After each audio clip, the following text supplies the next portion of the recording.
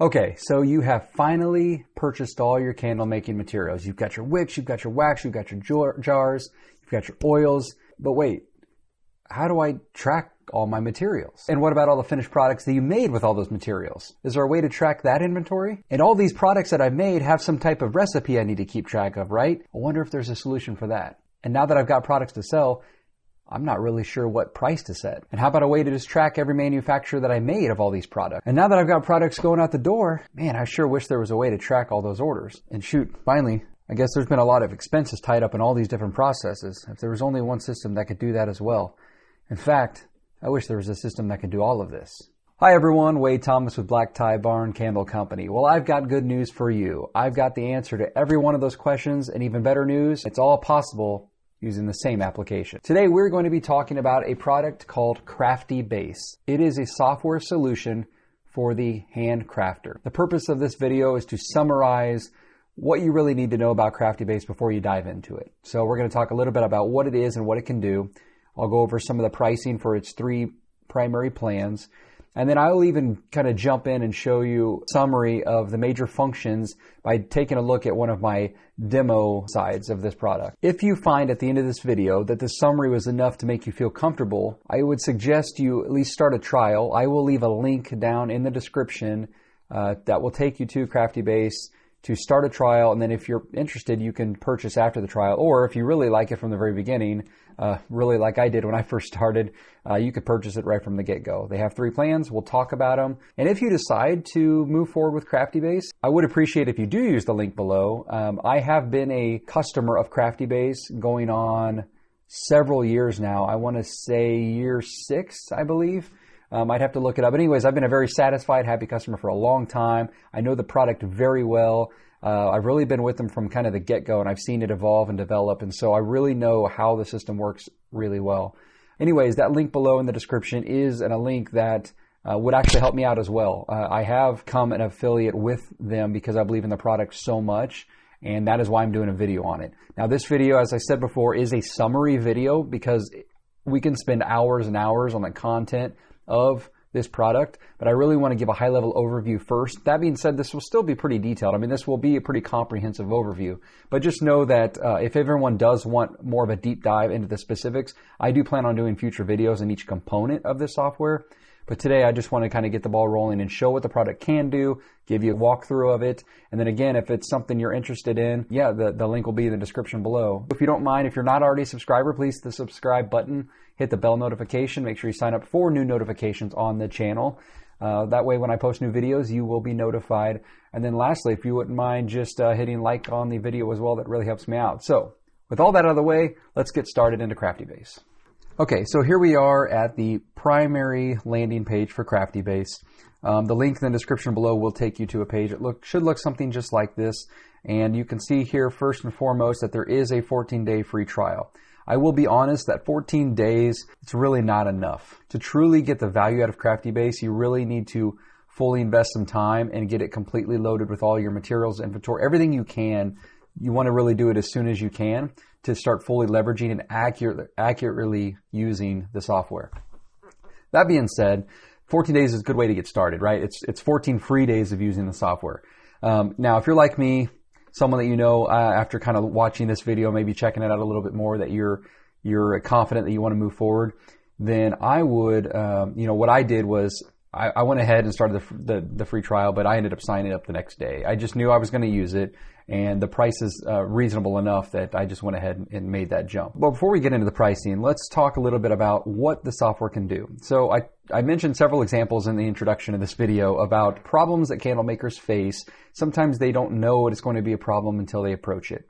And so let's start off with that. Really, we'll just go down the features that Craftybase lists, and I'll just briefly mention them. So one of the awesome benefits of Craftybase is pricing guidance, and you'll understand this more as we move forward, but basically, as you see, when you add your materials and your products and build your recipes, Craftybase will give you the cost of what it takes for you to make your product individually or per batch. And you can see that actual itemized pricing, and it will give you recommendations for your wholesale price, what your cost is, what you should be selling for retail. And these are just suggestions based off of kind of mathematical formulas. And they're just starting points, basically. You can be flexible and adjust them as you want, but that pricing guidance is really, really awesome. And if you use certain other services like Etsy, it knows what the estimated Etsy fees would be, and so that will build that into your pricing guidance to give you the margin that you're looking for. So pricing guidance is an awesome part of Craftybase. Cost of goods sold. This is something that I plan on having several videos on in the future, keeping track of cost of goods sold. A lot of people aren't even sure what COGS are, but they are an extremely important part of your bookkeeping and record keeping, not only for taxes, but also for your own business insight. It gives you a much better picture of how your business is doing, which products are doing well, where your profit leaks are, if you have any. And basically, it's also a necessary requirement when you're filling out your taxes. So it tracks cost of goods sold. So without getting too deep into that right now, just know that it really helps with your inventory evaluations, your cost of goods sold, and really helps when it's tax time.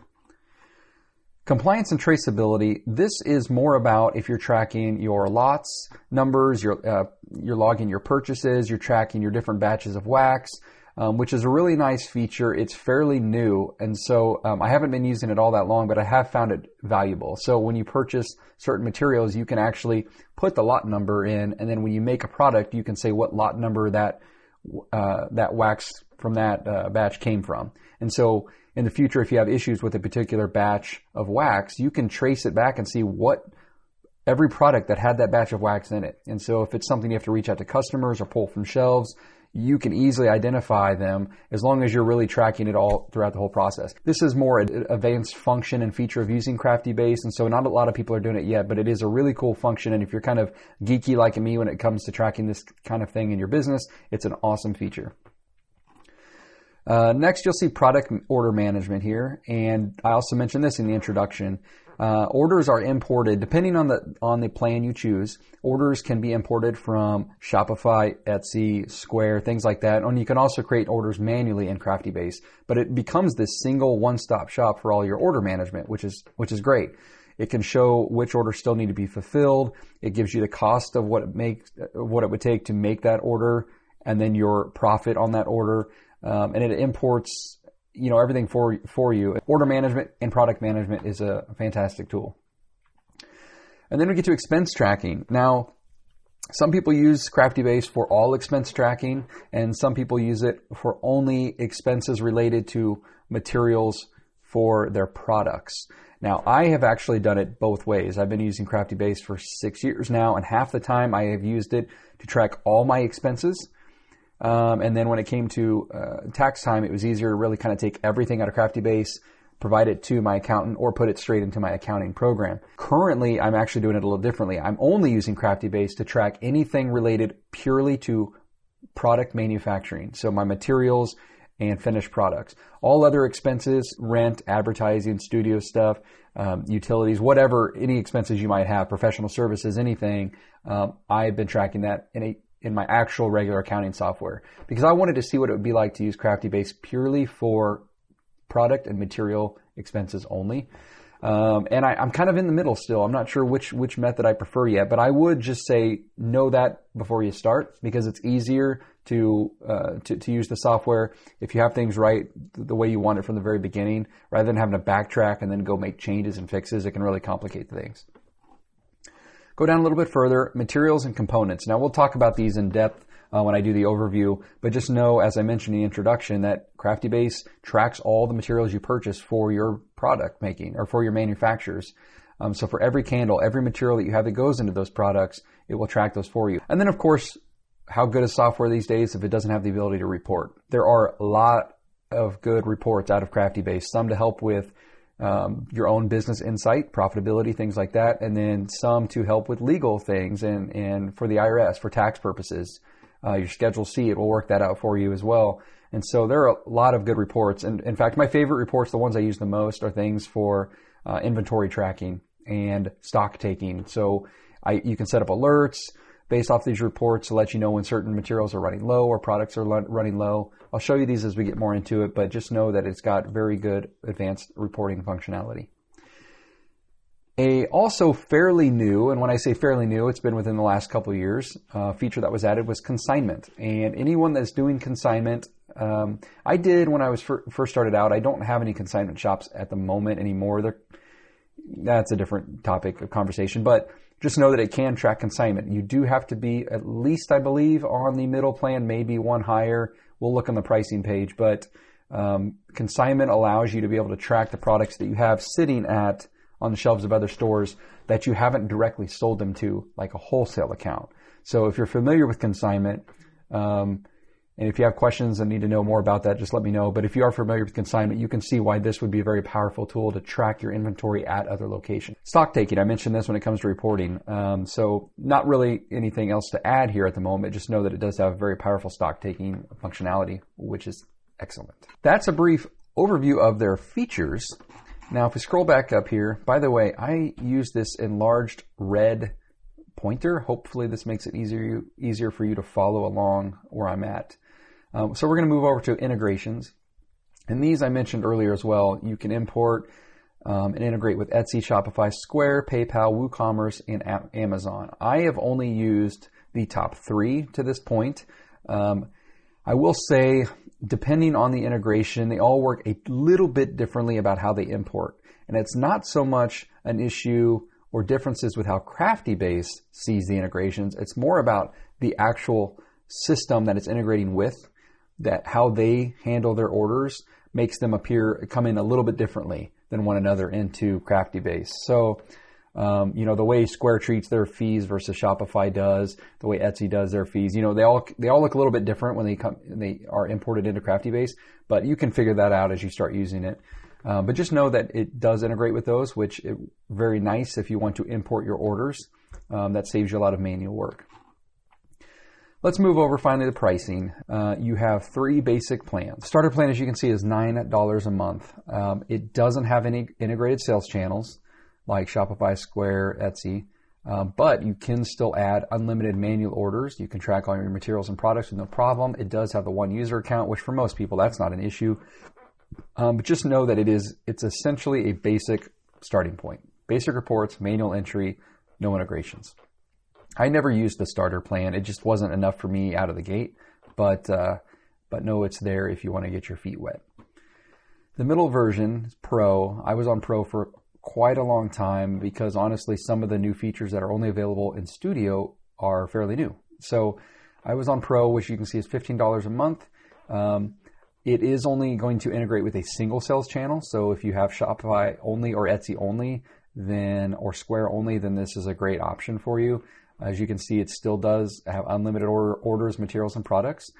Still 1 user account, 1 sales channel, but you now get the advanced reports, expense importing, component assemblies if you're interested in that, and stock taking. So I would say a lot of people kind of start here, and as they grow or find out that they might need something else, they upgrade to Studio. I have been on Studio now for a while, and while I'm still the only user account in my plan, I do take advantage of everything else. So I do unlimited orders. You have 3 integrated channels again. So Etsy, Shopify, and Square is a common approach for most of these, for most candle businesses these days. And then advanced reports, expense reporting again still, and stock taking. The new additions to this plan is the consignment tracking, which is the original reason I had moved up to Studio at one point. And then I also really like the multiple product price points. So if you have built-in price discounts for family or preferred customers or wholesale accounts or anything like that, you can actually have automated price points that are set for you. And when it detects the customer, it will automatically apply the correct price point, which is pretty neat.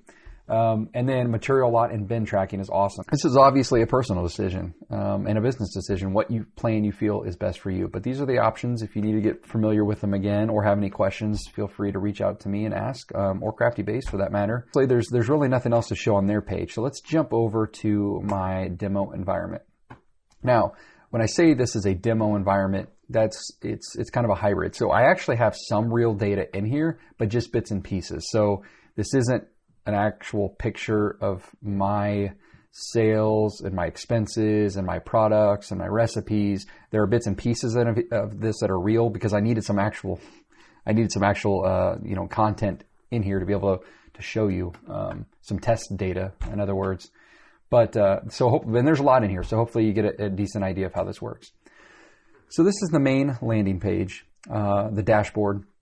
And just right out of the gate, you can see how many materials you have. You can see I have almost 1,100 materials. And then you can see total products. Real quickly, you can just kind of get a snapshot of your materials and your products in stock and out of stock. Then you see a snapshot of expenses. And again, you're not going to see really much here for me because I don't track expenses other than ones related to materials and products. And then you're going to see orders. I haven't uploaded any test data for this week, so there's nothing here. But I'm sure if I do, 2020, there's going to be some test data in here. Yeah, so, and you can get a snapshot of your orders and your totals just from a quick drop down before even having to go to an order page. And then again, you just get some basic charts and graphs right on your dashboard. And you even see some latest activity here on the side as well, and any channels that are currently being imported. Before we move on to these specific tabs, let me show you over here on the right first. The first thing is going to be this section. The second option here that has the lines with the tabs on it is kind of your settings. In fact, if you hovered over it, it says settings on it. Account settings first. It's just your basic account information, so I'm not going to show that. Subscription, again, these are pretty obvious what they are. If you use Craftybase to create and print manual invoices, like for wholesale accounts or for local purchases or local buyers, you can actually customize your invoices and print them straight from here, which is pretty neat. You can add additional users. This is where you add your sales channels to integrate in. This is where you would also enable your pricing tiers if you're on the studio plan and have multiple price points. And then you can also add quantity types, and I will show this more, explain this as we get into the material page. And then categories. Categories is you can have all sorts of different categories for materials and products and expenses and orders, and we'll see them on each of those pages. But that way, it's a way to just kind of categorize and group all these different items into something that makes more sense for you, and it really helps with filtering and sorting and looking at just chunks of data at a time. So that's it for the settings. To the left of the settings is kind of a quick add button. It allows you to add orders, add expenses, add manufacturers, add products, and so on. You can see the list there. I don't ever use this, to be honest. I tend to just go to the page I want to be on and I do it from there. But just know that this quick add feature is here, and maybe others use this a lot. I've just never used it much myself. Let's go back to the dashboard, which is where we started. To the right of that is, well, actually, let me think about the best way to explain the order of these. I think they're pretty self-evident of what each one of these tabs is, but there's a process, kind of a workflow that makes this make a lot more sense. So let's actually start with materials.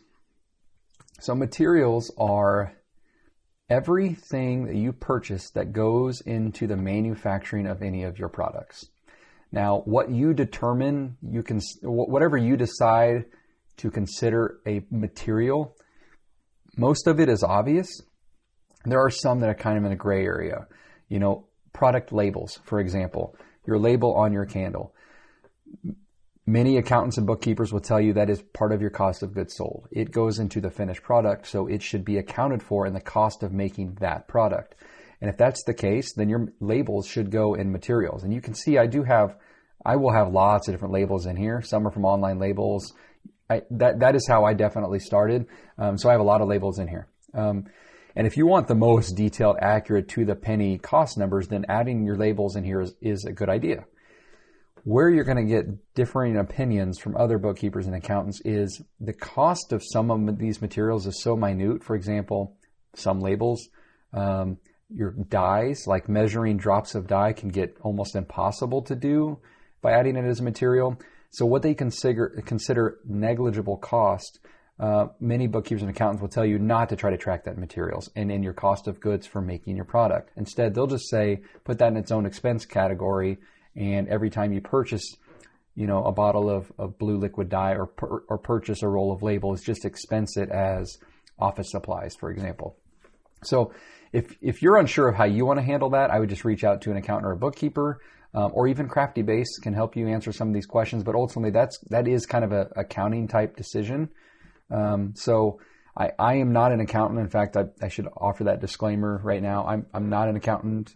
I am not a bookkeeper. I have been doing this for a long time, and so I have my methods, and they've worked well for me. But all I'm doing is kind of offering the options for you, really official recommendations on how to track things from an accounting perspective. Again, I will mention options and provide some of my personal preferences based off my experience, but just know that if you have real questions, it's best to ask an accountant or a bookkeeper. Now that the disclaimer is out of the way, back to materials. Here on the left under categories, these are material categories I've created. So I've got my containers for my candles, so my jars, right? Or my fragrances. So if I select fragrance and hit filter, this will show me only all my fragrance materials, and there are a lot, and good majority of these I actually have and use, and that's why they're in here. You can add pictures to the materials and everything. I'll walk you through a material here in a second, but just wanted to show you that you can filter by fragrance, or you can filter by lids, you can filter by jars, you can filter by wax. So I have my wax bases and additives down here, and I keep them in one category. So the filter is wonderful. My suggestion when it comes to tracking materials is any material that goes into the making of your product and that you want to track the cost of for, then it needs to be created in your materials. And when we go to create a product, you'll see how as you create your recipe for that candle, so let's say you are making a aloe vera and cucumber scented candle.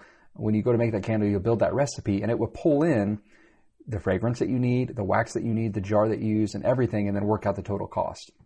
And it's pulling all that from your materials. And that is how cost of goods works, is it pulls the cost from your materials that went into your finished and sold product. Again, we'll have several other videos down the road about how to track cost of goods and inventory management and bookkeeping and all that. This is really about just using this software. So after your materials are here, the cost to purchase these materials will also show up in expenses. And again, we'll go into these tabs more here in just a minute. But to kind of give you a workflow process, you would have your materials, which you purchased through an expense. Once your materials are here, you will create a recipe for your product. So we'll go to that now. So let's say I have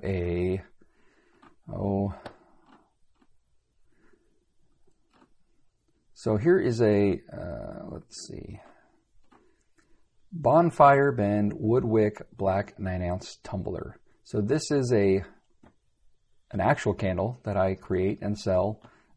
Obviously, you can see this date is not correct because there's no way I have -3 on hand. If you were to see that in real life and this was the true data, then that would indicate a problem, right? I missed something. But when you create a product, you're going to create the name of the product. You can add a picture if you'd like to. Don't worry about variations too much right now. I would say if you start using Craftybase, definitely do some research into variations. You can hit me up and I'll try to put together a video on that. But for now, just kind of understand that on the product page, you're creating your product. After you create your product, this is where you're going to create your recipe. And your recipe is pulling those materials that you put in the materials section. And of course, when you're brand new, you're going to be testing until you find the right combination of materials. And then when you do that, you're going to document that as a recipe. And every time you go to make that candle or that batch of candles, you'll have your recipe right in front of you telling you exactly how much you need of every single material. And then the cool thing is when you go to make that product, it's called a manufacturer. And a manufacturer is saying, I am manufacturing this product, either one or a batch of them. And that manufacturer will then take a record of all the materials you used in that product, and it knows the cost of all those materials that were used, and it tracks all that for you. And that manufacturer record is then what updates your reports and your expenses to say, these materials were used in this product, that's how much it costs to make that product. And then when that product sells, it takes that expense and puts it into your expense account for cost of goods sold and says, this was the total profit minus the cost to make the candle. And so this is kind of really difficult to explain, but the good news is Craftybase does this all for you. And it is good to get familiar with how it all works. And so I would go through their documentation. And again, I plan on helping a lot with this with future videos. But before I walk through how to do each of those, back on the product page, you can also access the manufacturers for that specific product right from here. If you click the one up here, it takes you to all manufacturers. If you click the one inside the product, it's manufacturers only for that product. You can see orders for that product specifically. You can see expenses and listings for this product specifically. You can use the locations if you have this product in consignment on any store shelves, which is nice. And then adjustments is if you need to make a manual adjustment. Maybe you broke a jar or broke a candle. Maybe you gave one away for advertising. Maybe you used one for personal use. You can add adjustments to update your inventory appropriately. And just like products and materials, you can have categories for your expenses, categories for your adjustments. So in my adjustments, for example, if I go to categories, I have adjustments for advertising. So if I were to send one to, give a couple of free to a new business or retail store that I'm trying to get into, I would chalk that up as advertising. I have one for personal use if I want to use any of my own inventory. I have some for testing, research and development, basically. And then shrinkage. Shrinkage is like, broken candles, waste, you lost them, whatever. Things that are kind of hard to explain, but there are reasonable expectations to have some shrinkage in materials and products annually. So if I go back to the product page, I know I'm bouncing around here. I'm trying to give you an idea of workflow before we dig into each of these. So after expenses, materials, products, and manufacturers, then you have orders.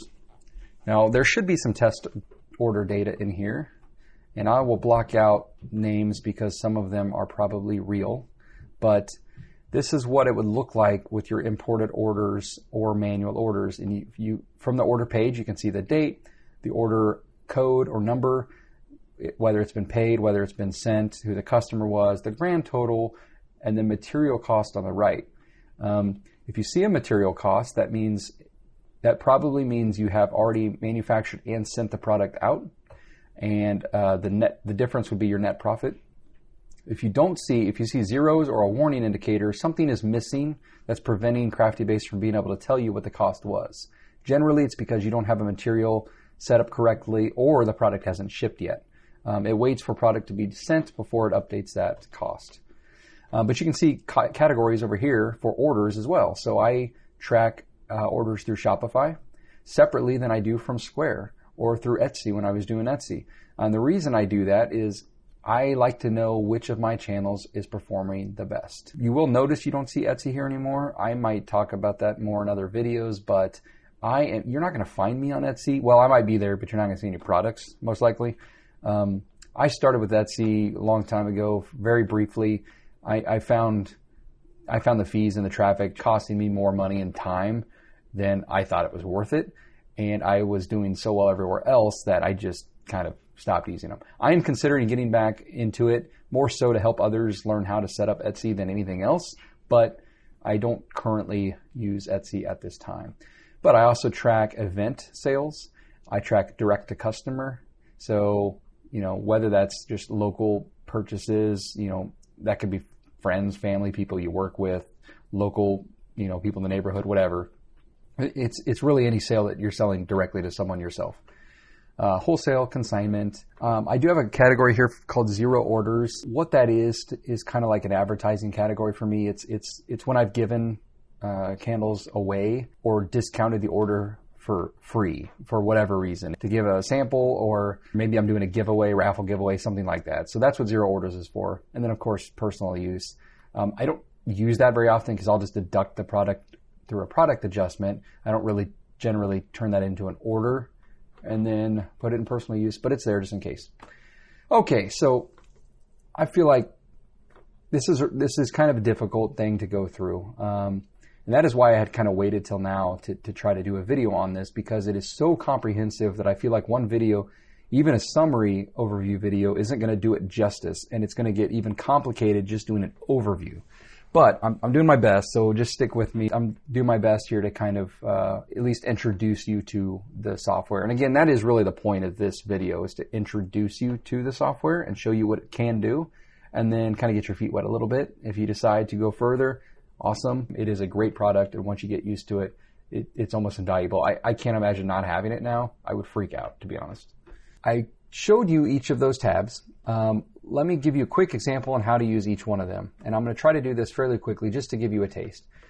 Let's start with expenses. And the reason I want to start with expenses is because that is where you will start anytime you purchase new materials. What I would suggest is getting all your materials in there first, because nothing else matters if your materials aren't in there. Everything is based off your materials, your products, your orders, your manufacturers, everything. So make sure you get your materials in there. You have a couple ways to get your materials in there. My advice would be to talk to your accountant on how to handle tracking your inventory and your costs going forward. It depends on how you've been doing it to this point, but you have a couple options here. You can add materials directly on the materials page and not attach a cost to them. So maybe you purchased materials last year, you've already expensed them during tax time, and so you don't want to add the expense again in here. Otherwise, you're going to end up deducting those expenses multiple times when you do your taxes next. If you're going to add old materials, you can go ahead and add them just directly by going into materials. But here's what I do. When I'm purchasing materials, I go to expenses and I do add expense. You'll put the purchase date here. The code is just the expense code, receipt number, invoice number, whatever. So if you purchase materials from Candle Science, you could open up Candle Science, put the invoice or the order number there, and then you can put in your vendor. So if you use Candle Science, I already have them in here, then you just select them. Or if this is a new vendor, you can hit the plus sign here, and you would put in the name of the company. You could put other information like their phone, contact address, and additional details, etc. You select the vendor. So let's say Candle Science.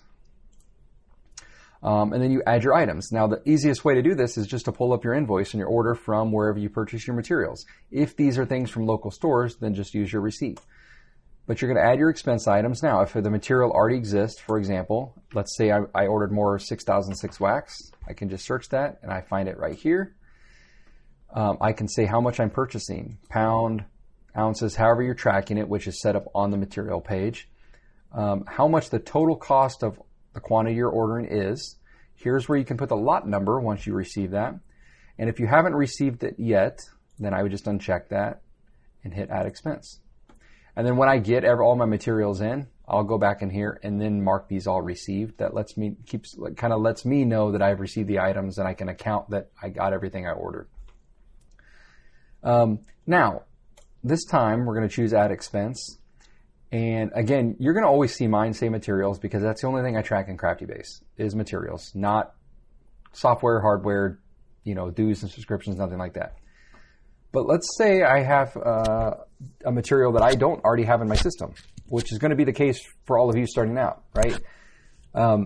You would just simply click add new material. This is going to take you to the exact same page as if you were to select materials up here and create a new material. So let's just go ahead and do that. This, again, is your setup new material page. And just to kind of show that to you, let me actually bounce over to the materials page. I'm going to leave, I'm not going to save this expense. Go to the material page and we'll hit add material. Now it's full screen, but it's the same window. So we're going to call this test material. You could give it an image, so if you have an image to use, so it's easier for you to recognize that material, you can add that now. You can add it later. You can edit all this information later. Inventoriable means it's going to track the stock and cost of this material, which is what I talked about earlier. If it should be part of your cost of goods sold or part of the cost of making your product, you want this to be selected yes. Almost every material I have is inventoriable. The only thing would be things that help me during my manufacturing process that I just don't want to forget about to use, but isn't an actual material going in, more like a tool maybe. So, that can be wick centering devices, that can be your spoons to stir. I mean, whatever you think might help you, and you want to be in your recipe, particularly like if you're training down the road, you've got large enough, you have employees. This can help them know everything I'm going to need to make this, right? But if it wasn't part of your cost of goods sold, you would just uncheck that. Tracking unit and purchase unit are really important. So tracking unit is how you think of your material when you're using it in your finished product. For example, when most of us make candles, we care about the amount of ounces we're using, unless you're making batches. Then you might care more about the pounds. my recommendation is to use the smallest tracking unit possible that it still makes sense for your workflow. So a great one would be like for fragrance oils using ounces or grams, right? But maybe, and so let's pretend this is test fragrance oil. I would track that by ounces, because when I make a batch, I'm either doing ounces or grams. However you want to do that is your decision. But I want to track ounces. Actually, I've got a better idea. We're going to do wax, because I'd like to show another example using wax. So when I'm making a batch of candles or one candle, ounces still make sense for me. Even if I'm making a batch, I want to know ounces of wax I'm using. And but I don't purchase wax by the ounce. I purchase it by the pound, or I purchase it by the case. And so, a couple options here. If you purchase it by the pound, and that makes the most sense to you, just put pound. Lucky for you, Craftybase knows that conversion, that 1 pound equals 16 ounces. So, even though your purchases and expenses show up as pounds, your tracking and your cost and your recipes and your products is going to show as ounces, which helps you. If you buy only by the case, and all your cases of 6006 wax, or whatever this test wax is, maybe they're always 45-pound cases. So let's say we purchase by case, and you know that 1 case equals 45 pounds times 16 ounces. You can say 1 case, let me just pull the calculator over, is 45 pounds times 16 ounces is 720 ounces. If you buy a case. Most people do not do case because depending on where you order from, the cases levels can vary. So pound makes the most sense for me when it comes to tracking wax. In fact, for me, it's the same with oils too. Now here's where some of the cool functionality comes in with materials. Quantity, low stock limit. Whatever you put here is going to notify you that if you have anything at or below this left in stock, it's going to alert you that you should probably consider ordering more. I don't order one thing at a time. So I run reports every couple of weeks or a month to kind of get an idea of everything running sort of low, and I consolidate all my orders because you get cheaper shipping and cheaper orders overall when you consolidate your expenses. So, but it's really nice to at least get an alert that I'm getting really low. By the way, this low stock limit on quantity works on materials as well as finished products. So let's say we want to know when I am down to, 10 pounds of wax, so 160 ounces. And then a starting adjustment. If you already have materials on hand, but you've already expensed them in previous years, then you don't really want to add that here as a new expense because you've already accounted for that expense. So you could say, I already know that I have 2,000 ounces of wax on hand. So add that to my current stock on this material. And then you can actually average out, if you know the numbers, what that cost you previously. So Craftybase has an idea. And then lastly, you click on additional details. This is where you can show what bin it is in your workshop. If you're large enough that you really have that many materials and that many shelves, you can locate it there, track location. Category is, again, you saw this earlier. If I'm buying wax, I have a category for waxes called wax, bases, and additives. I would add it there. Is this the current material? If so, leave it active. If not, change it to archived.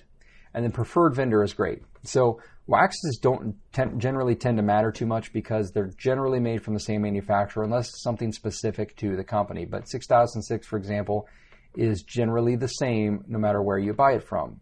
It is not a proprietary wax to any vendors. So in that case, I don't really have a preferred vendor unless I know that it's cheaper from a preferred vendor, then I will put that here. Fragrance oils is a big one because, an apple fragrance at one vendor is totally different than another. So I would note which fragrance or which company I'm purchasing this fragrance from. Personally, I actually put that in the material name when it comes to fragrance oils. So if I'm buying a fragrance from Candle Science, I might put clean cotton, and then parentheses I'll put CS for Candle Science. So I know that that's the one from Candle Science and I don't mix them up. And then a description of this material if you need to for your own benefit. And after you do that, you would hit save and it creates that material. So if we go back to expenses and pretend for a second, we'll add that expense again. We're going to say candle science again. Let's pretend we just made that 6006 was a new item. It would show here now as available item, or if you had used the add new material from this page and filled all this out, now you're saying, how much did I buy? I bought 10 pounds, which is the purchase quantity, but you'll see the updated quantity is 160 ounces.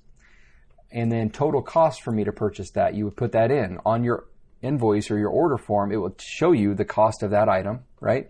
Now, what's cool is Craftybase is basing, if you've purchased this product in the past or this material in the past, it already has an idea of what it's cost you. So it's going to estimate, and it breaks it down per unit. So for wax, in this case, it'd be per ounce, which is really cool.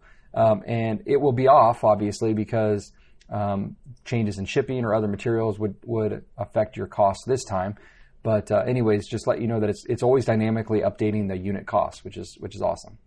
And after you add an expense item and you've added all your items here, you come over here, add any discounts you got from your supplier. You're adding your shipping cost. And the reason shipping and cost is important is shipping costs for you to receive materials you purchased. A lot of people don't do this and don't know this, but it's actually part of your cost of goods sold. It is part of the cost of that material, which means it's part of the cost of your finished product.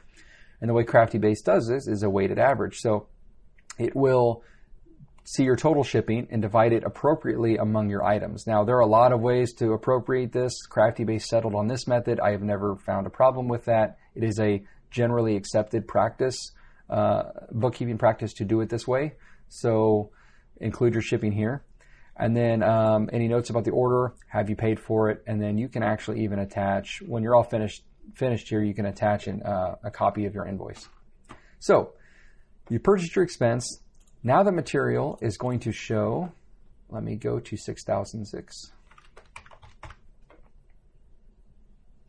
And if I open this up, I will see how much I have on hand, both in the tracking units, which is ounces, and the pounds, which is the purchase unit. See it, both on hand and how much you've purchased. You can see all the basic information here, the type, the category, your low stock limits, everything you set up during the creation of the material. And then below, you'll see every recipe that's using 6006, for example. And then you can also see the expense page. So if you want to see all your expenses related specifically to 6006, you can select expenses and get a list of all of those expenses, which is really cool too. And then if you need to make adjustments for this material, just like you could a product. So materials have shrinkage for sure. You will use wax for testing. You might have some go bad.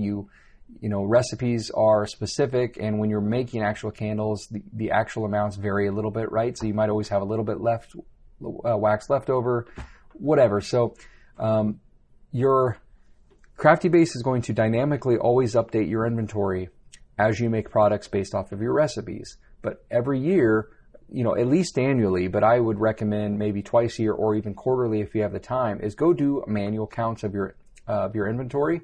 And then whatever you're off, either high or low, go into adjustments and make an adjustment. So, it might say I have 36, basically 37 pounds of 6006 on hand, but I know that that's probably high because I've had some wasted for whatever reason. So I'd go into adjustments and deduct that and get my inventory back where it should be. Lots we talked about earlier. This is where you would attract the different lots, batches of wax that you've purchased. And then you can take a stock take on that material. If I do want to go count right now how much 6006 I have, I can do that right here from this page. I don't do it that way. I will run reports for inventory, and then I'll do it all in one day for all my materials, basically. That is materials in a nutshell. Materials are the single most important thing you have to have in Craftybase, or everything else is not important. So once your materials are in here, your waxes, your oils, your jars, everything that you need, keep it simple. Start off with simple things and make sure you get the hang of it before you get too crazy.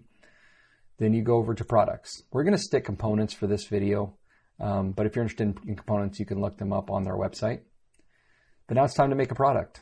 So if I'm going to, instead of walking through creating a product, let me just show you one. So I will go to, here's a blue spruce 7-ounce jar.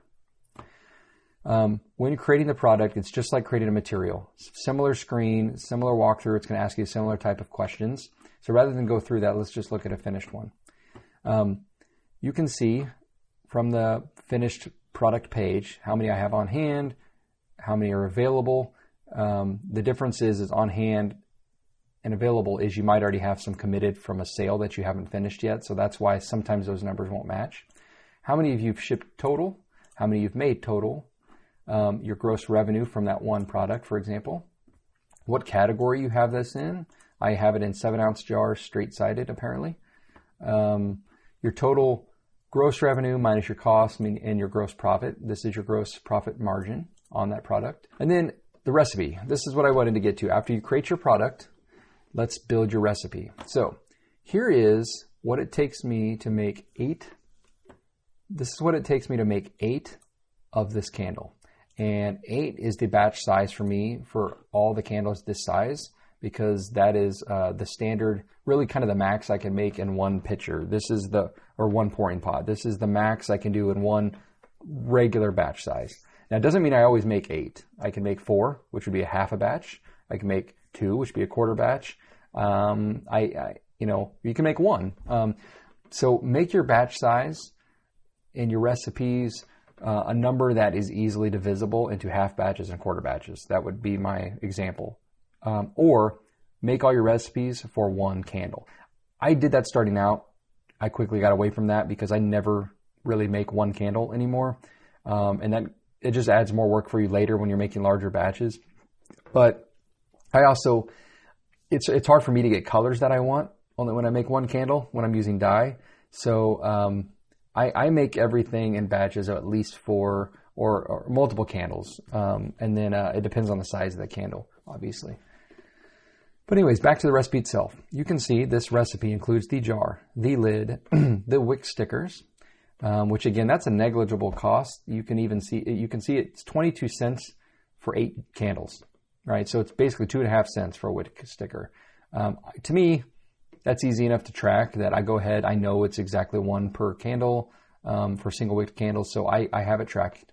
Warning labels, which again, may or may not be in your materials. The wax, the fragrance oil, UV inhibitor if you use it, the wick, the dye amount I'm using. I'm not actually tracking the cost of this dye, but I still need to know how much to use, right? So I still put it in the recipe. I just don't care about the cost of it.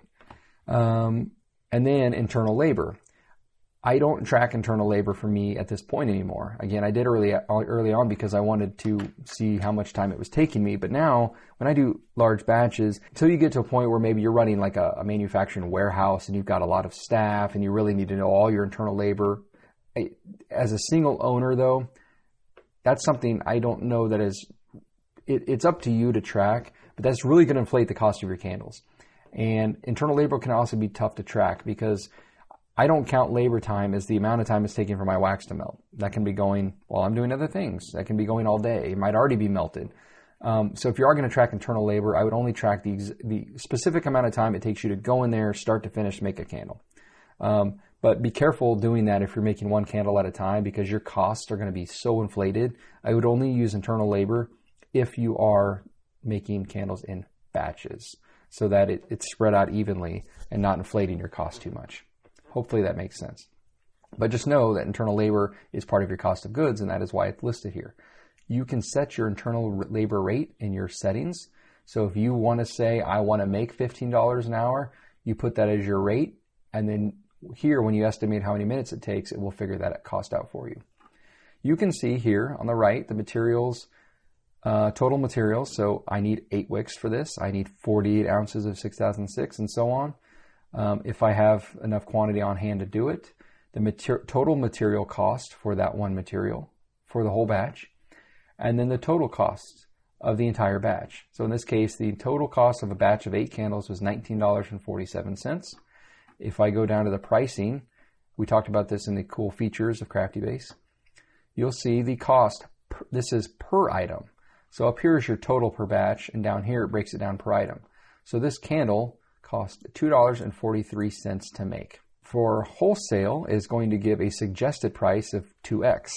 which is $4.87. Retail is going to double that, so it's going to suggest $9.73. Again, these are just starting points. You can adjust these calculations, and it's going to depend on other factors, but it is really nice that it gives you some price guidance. The most important thing to me is being able to know the exact cost of one candle. That is awesome.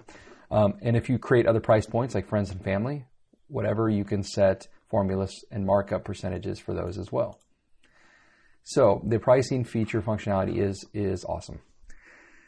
Now again, we're going to skip variations in this video, but after you create a product and you have a recipe, and let's say I'm going to make this product now, you would click on manufacturer. So whether you got an order that came in or you just like to keep your shelf stocked, you come over to manufacturers, you would hit add manufacturer. This means I'm going to make a batch of these candles. If you have variables, you would choose that. Manufacturer date, you can assign a code to that manufacturer if you'd like to track those. And then, am I going to make all 8 candles? Am I going to make one batch? Or am I going to make a half a batch? And I just want to make 4 candles. Well, if you choose 4, you'll see actual quantity change to 4. Materials change to half as much as well, which is really nice.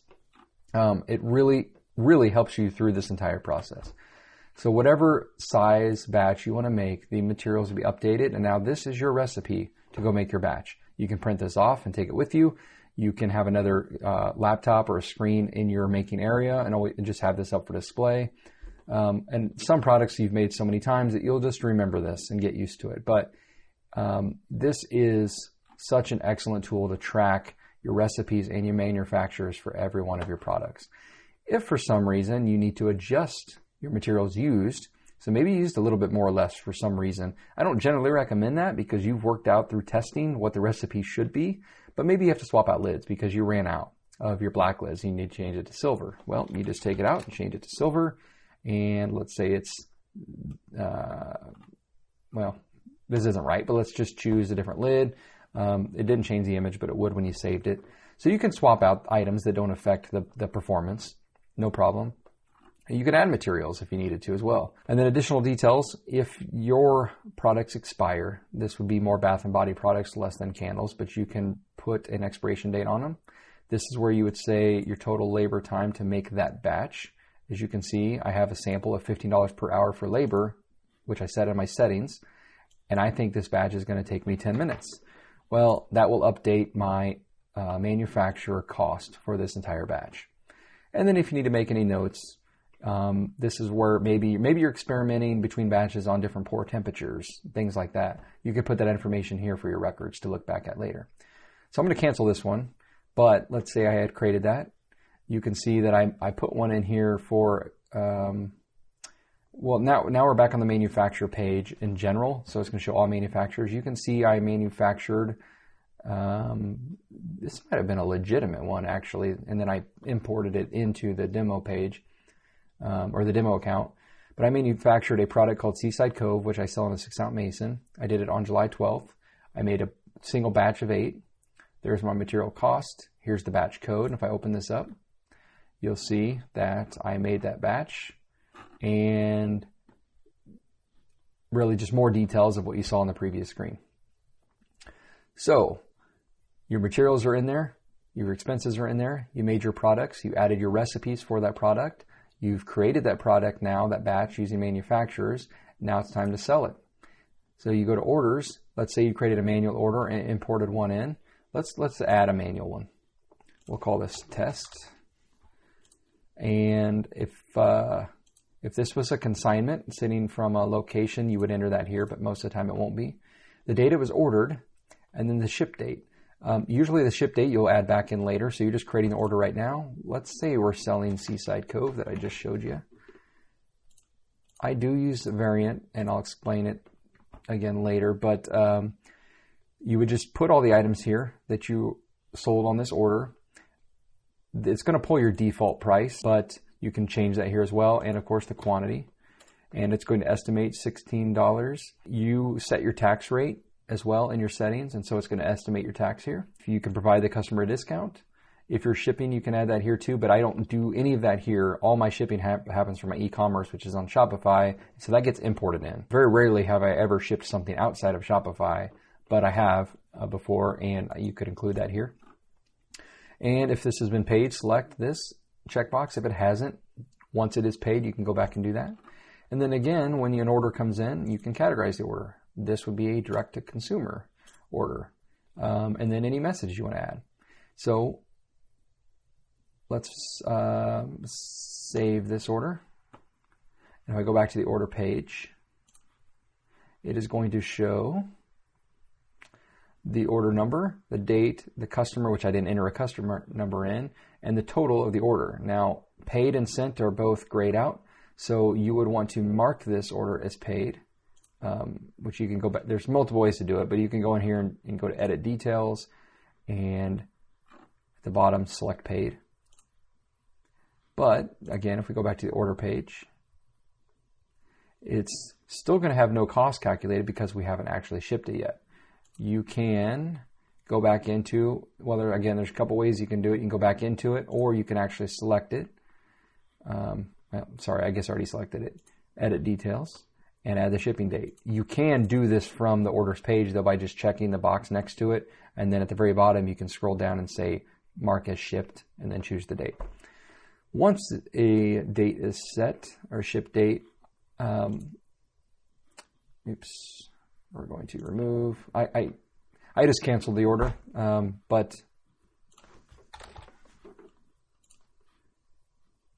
once you go back to your order page, you would see that order closed out. When you see green across the board, that means it is paid, completed, shipped, and everything. From this page, you can also sort, of course, your orders as well if you need more information. One more thing to show you, which is reports. I am not going to go into these right now. There are so many of them, but to give you an example, just to show you, there are sales and expenditure reports, profit and loss reports, Schedule C, which is very helpful for tax time, your material inventory worksheet, I use a lot, and you can pull this up. I go one category at a time. So, for example, if I want to do fragrances, just hit Run Report, and it's going to give you a report that you can print off, either a CSV or a PDF. And it's going to show you all those materials you have in that category, what it thinks is your current quantity, and then you do your physical count, you mark them all in here, and then you can come back and make all those adjustments. So it's a really nice way to do a inventory count. Back to reports, there are adjustment reports, reorder reports, a bunch of product reports. You can see your top revenue generators.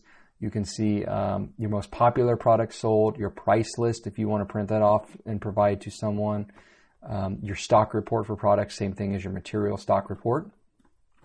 And then, of course, several reports for orders, summaries, orders by product category, orders by channel, orders by category, your profit margin reports. So a lot of reports here. Expenses by category, of course, would be there.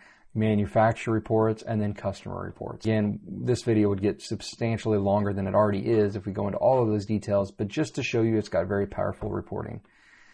I know that this video has been quite lengthy, much longer than I wanted it to be for an overview video, but I feel like if I'm going to talk about the product, I need to give you a decent walkthrough of everything it can do. I'm a little nervous that showing this much information can be almost overwhelming.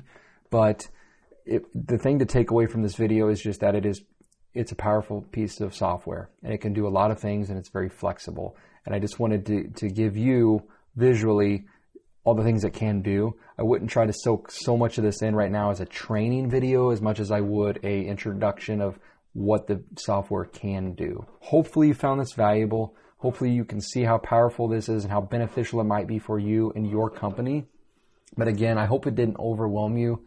The idea was just to give you a walkthrough and demo of everything you can do with it once you get into the application yourself. So if you have any more questions, have any feedback to leave below. And again, if you are interested in the product and you want to start a trial, or just go ahead and purchase it and, for a couple months, see how things go, I will leave a link in the description. I think it's such an excellent product. So I just absolutely don't mind referring their product. So it is a referral link from me. If you are interested in moving forward with them. Remember all those questions at the beginning of this video. I would encourage you, when this is over, to go back to the introduction. And if any of those questions are questions you have on your mind, then I would highly consider looking at Craftybase. It will tackle all of those questions for you and offer solutions to each and every one of them.